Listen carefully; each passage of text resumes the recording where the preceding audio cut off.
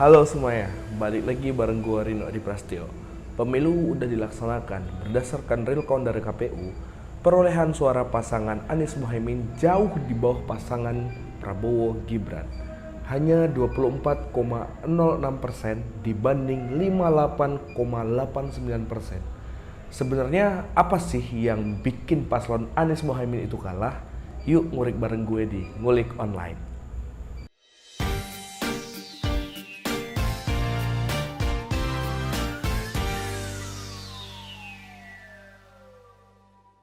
Kayak biasa, gue mau disclaimer dulu, gue nggak terafiliasi dengan paslon manapun dan partai manapun.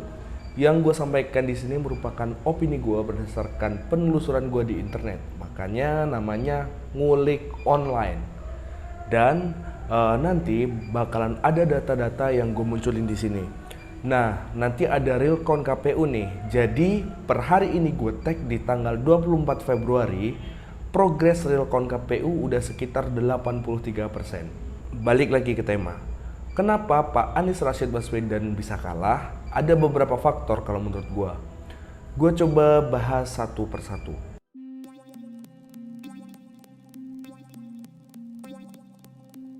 Yang pertama, ramai di medsos tapi sepi di bilik suara. Menurut gue, pendukung Pak Anies itu bisa dikatakan yang paling vokal di sosial media. Meskipun ternyata jumlahnya nggak sebanyak pendukung Pak Prabowo di kehidupan nyata, tapi karena mereka yang vokal tadi dan sering jadi bahan diskusi di kolom komentar sosial media, makanya seolah-olah dukungan untuk paslon 01 ini yang paling banyak.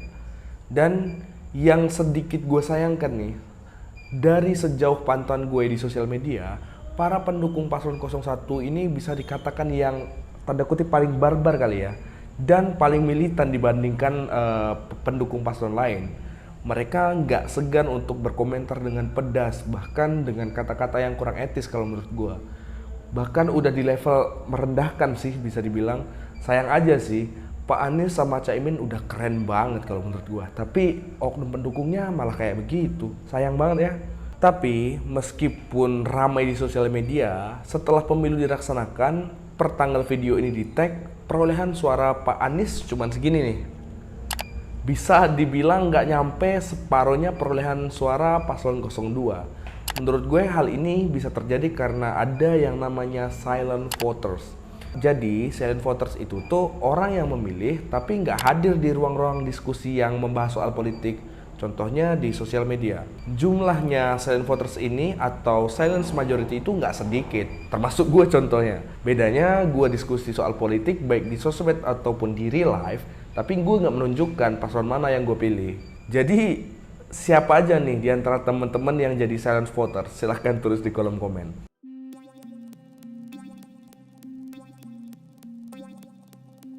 Yang kedua, suara di Jawa gagal dikuasai. Mungkin bakalan ada yang protes nih. Kan presiden Indonesia bos, bukan presiden orang Jawa. Bener cuy. Cuman yuk realistis.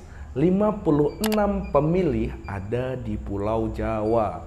Kalau mau menang pilpres, ya mau nggak mau harus menang dulu di Pulau Jawa. Mau 100% menang di semua pulau, tapi kalau di Pulau Jawa sama sekali nggak dapat suara alias keok, ya sama aja nggak bakalan bisa jadi presiden. Padahal nih, Pak Anies kan pernah jadi gubernur DKI Jakarta. Tapi di progress real count, pertanggal hari ini gue tag, Pak Anies masih kalah tipis sama Pak Prabowo. Walaupun cuman kalah sekitar 1%-an sih di Jakarta ya. Terus nih, Pak Anies kan lahir di Kuningan, Jawa Barat.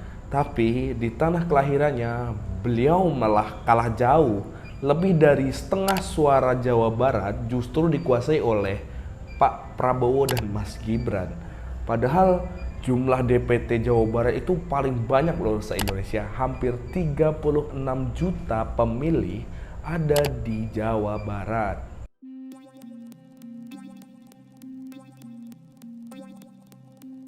Poin yang ketiga, Caimin gagal dongkrak suara. Nah, ini nyambung nih sama yang poin sebelumnya. Kalau yang sebelumnya Jawa Barat itu punya DPT yang paling banyak di Indonesia, yang terbanyak kedua itu tuh ada di Jawa Timur. Jumlah DPT yang ada di Jawa Timur ada lebih dari 28 juta pemilih di sana. Meskipun tanah kelahiran Caimin ini di Jawa Timur, tapi paslon 01 malah keok di Jatim, kalah jauh banget sama paslon 02. Paslon 01 cuma dapat sekitar 15% suara di Jawa Timur, sedangkan paslon 02 justru merajai di sana, dapat lebih dari 66% suara di Jawa Timur.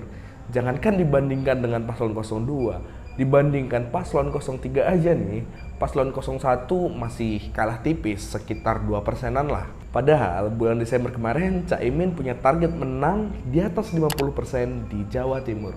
Tapi pas pemilu beneran malah KO. Aduh, sayang banget ya. Kemudian nih, Caimin per bulan Januari kemarin juga bilang kalau orang yang berideologi NU pasti pilih Amin. Kalau enggak diragukan ke NU-nya. Tapi nih, setelah pemilu ternyata sedikit menyedihkan nih. Berdasarkan hasil exit poll yang dilakukan oleh Litbang Kompas, ternyata teman-teman NU mayoritas malah menjatuhkan pilihan ke paslon 02.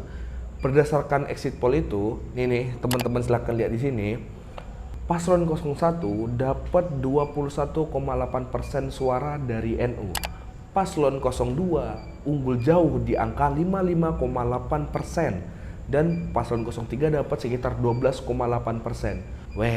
Padahal kan di bursa Capres-Cawapres 2024 ini justru Caimin nih yang bisa dibilang dalam tanda kutip paling NU. Setelah itu baru Prof Mahfud, tapi sayangnya justru malah kalah jauh. Mungkin teman-teman di sini juga udah pada tahu kenapa suara NU itu selalu diperebutkan di setiap kontestasi Pilpres. Ya wajar aja. NU itu organisasi Islam terbesar di dunia. Jumlah anggotanya disebut-sebut lebih dari 95 juta orang. Banyak loh.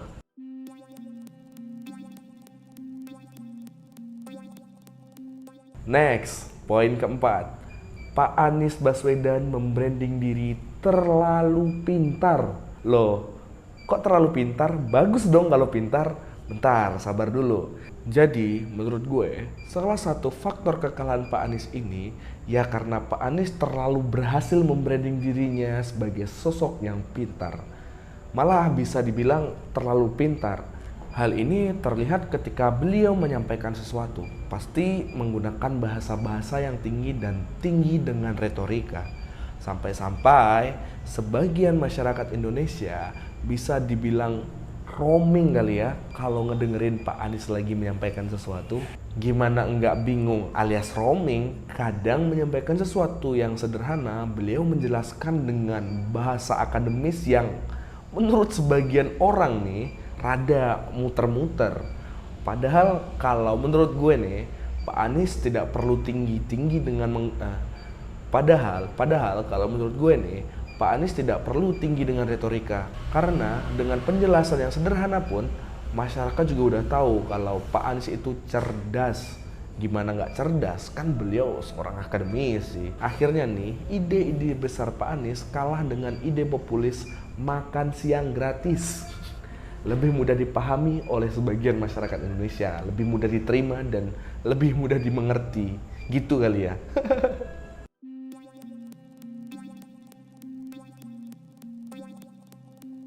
Poin kelima adalah gaya kampanye yang old school. Memang sih harus gue akui, program kampanye Desa Anies dan Slepet Imin ini keren banget. Dimana beliau jemput bola dan berdiskusi dengan masyarakat dan menyerap aspirasi-aspirasi dari masyarakat secara langsung. Tapi dari pantauan gue di sosial media, program Desa Anies dan Slepet Imin itu selalu kalah tenar dibanding dengan gaya kampanye yang riang gembira ala Mas Gibran dan Pak Prabowo. Walaupun Desa Anies dan Slepet Imin itu keren, tapi gayanya sedikit old school kalau menurut gua. Kurang gimmick lah bahasa kerennya. Pemilih mayoritas pemilu kali ini kan milenial dan Gen Z. Sarangnya ya di mana lagi kalau bukan di sosial media. Nah, karena sedikit old school dan menurut gue gaya kampanye yang kurang kreatif, akhirnya pemilih dari generasi muda justru sedikit. Bisa dilihat dari exit poll-nya Litbang Kompas ini. Makin muda generasinya, makin sedikit jumlah pemilih paslon 01. Kebalikannya, paslon 02 suaranya makin naik. Kayaknya gaya kampanye yang nasionalis kayak Pak Surya Paloh, yang orasi ala-ala aktivis udah nggak kemakan sama pemilih muda kali ya. Kayaknya pemilih muda lebih memilih gaya kampanye yang santai, yang ringan, yang menarik, yang joget-joget kali ya. Dan ada di beberapa momen Pak Anies ini nyindir paslon lain, baik paslon 02 ataupun 03. Kayaknya gaya kampanye begini udah gaya lama deh, udah old school banget. Justru membuat sebagian orang jadi simpati sama paslon yang disindir. Antitesanya ya paslon 02 menurut gue lebih kreatif dalam berkampanye. Pakai AI tuh, joget-joget biar FYP di TikTok. Bisa dibilang hampir nggak pernah menjatuhkan paslon lain saat berkampanye. Terus gaya kampanye yang dilakukan oleh paslon 02 ini lebih menarik bagi generasi muda. Intinya dengan mengusung politik riang gembira justru bisa menarik mayoritas pemilih. Menarik juga ya.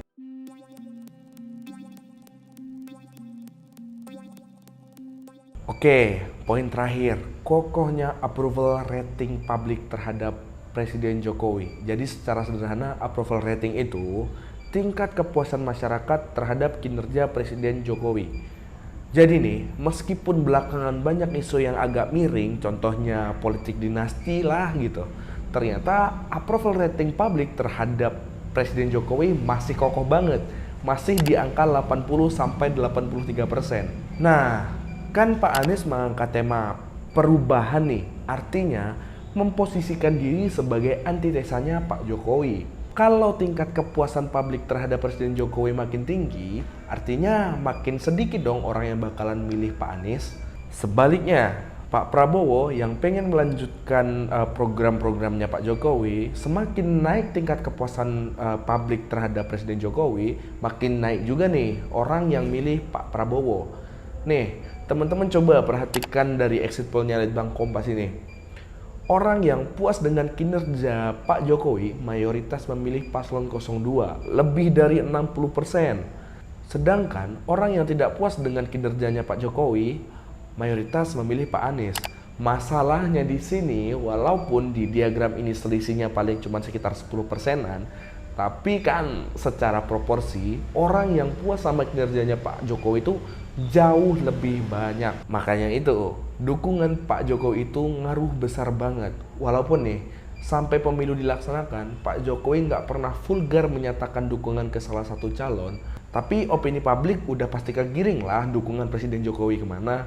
Ya kali Pak Jokowi ngedukung paslon lain, kalau Pak Prabowo gandeng Mas Gibran anaknya buat jadi wakil. Selain approval rating tadi, Pak Jokowi kan udah hampir 2 periode nih jadi presiden. Dan win rate-nya di semua kontestasi pemilihan umum kan 100% nih. Nggak mungkin dong kalau beliau nggak punya pendukung yang militan. Otomatis juga mayoritas militannya Pak Jokowi bakalan milih paslon yang didukung sama Pak Jokowi juga. Oke, itu tadi menurut gue ada 6 alasan kenapa Pak Anies Rashid Baswedan kalah di Pilpres 2024. Menurut kalian gimana? Apa alasan yang bisa bikin Pak Anies kalah? Oke, mungkin Ngulik Online episode kali ini gue cukupkan sampai di sini. Kalau ada teman-teman yang mau nambahin data yang nggak ada di video atau ngoreksi kali aja gue ada salah, silahkan tulis di kolom komentar. Kita lanjutin diskusinya di sana. Salah kata gue mohon maaf, gue pamit. Peace out.